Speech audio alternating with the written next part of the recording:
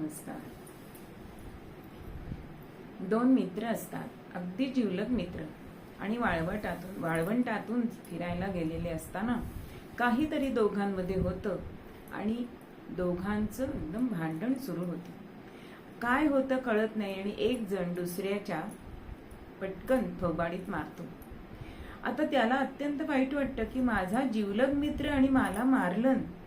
मग त्यांनी काय केलं, त्यांनी त्या वाळवंटातून जात असल्यामुळे वाळूवरती त्यांनी आपल्या बोटाने लिहिलं की माझ्या जिवलग मित्रांनी मला आज थोबाडीत मारली आणि त्याचं मला अत्यंत वाईट वाटतंय. आता दोघं जण पुढे चालू लागले. दोघं अजिबात एकमेकांशी बोलत नाहीये. पुढे असं झालं की दुपारचं रणरणट ऊन आलं आणि तिथे एक तलाव दिसला, नदी दिसली, आणि त्या नदीमध्ये उकाडा होता म्हणून देह शांत करण्यासाठी दोघांनी पाण्यामध्ये स्नान करायचं ठरवलं. दोघे जण स्नान करायला उतरले, पण ज्याला पहिल्याने थोबाडीत मारलेलं होतं त्याचा कर्मधर्म संयोगाने त्याचा पाय त्या नदीतल्या पाण्यामध्ये ज्या वेली होत्या त्याच्यामध्ये अडकला आणि तो खाली बुडायला लागला. तर दुसऱ्यानी त्याला वाचवलं, पटकन त्याला बाहेर काढलंय, त्याच्या पोटातलं पाणी बाजूला म्हणजे पाणी बाहेर काढलंय आणि त्याचा प्राण वाचवलाय.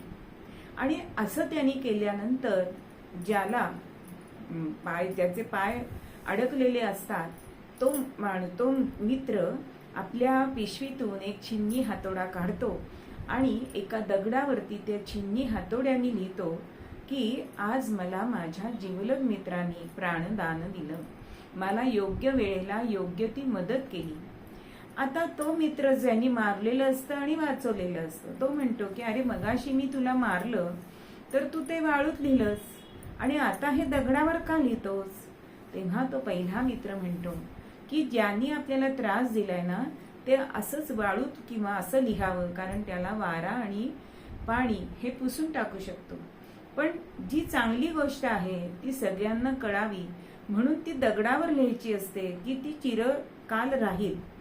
असं म्हणून तू माझे प्राण वाचवलेस, तू मला मदत केलीस, हे मी दगडावर लिहिलं, कारण ती मदत अत्यंत महत्वाची आहे.